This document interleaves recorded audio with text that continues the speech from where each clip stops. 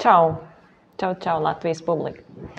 Man vakar tika uzdots jautājums, kā rakstīt emocionālo dienas grāmatu. Tiem, kas raksta emocionālo dienas grāmatu, liekas, ka tas ir ļoti vienkārši un kas tur vispār ko prasāms.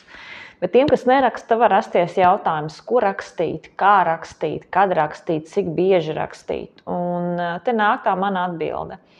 Nav svarīgi, cik bieži, galvenais ir rakstīt. Ko rakstīt?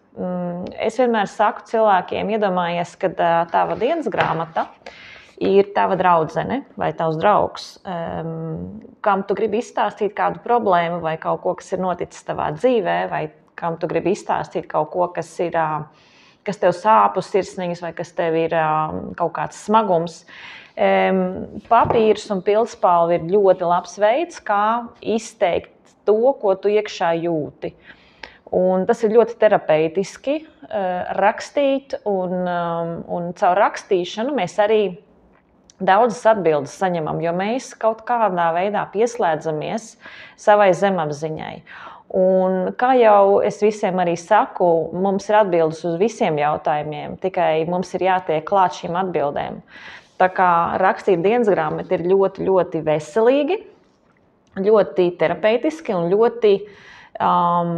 ļoti labs rīks, lai vispār saprastu, dažreiz pat ko tu gribi dzīvē un kas tev ir jādara. Tā kā rakstiet, vienalga ko, kaut vai jums nav skaidrs šodien, ko ierakstīt, vienkārši rakst šodien, es nezinu, ko rakstīt, jo man viss ir kārtībā. Tad arī varbūt nemaz nevajag turpināt, bet ja šodien tev ir gadījusies kāda ķībele, tad uzraksti. Šodien man gadījās tā, es jūtos tā.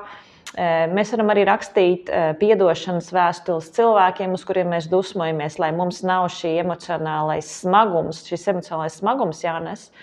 Mēs varam arī izdusmoties rakstot uz cilvēku vai uz kādu lietu vai uz vienalga ko vai uz pašiem uz sevi. Galvenais ir likt ārā to, kas ir iekšā, un tas ir ļoti, ļoti veselīgi. Tā kā rakstiet. Un rakstiet arī man. Un stāstiet, kā jums iet un kā izdodas šī dienas grāmatas rakstīšana. Lai jums veicas! Čau!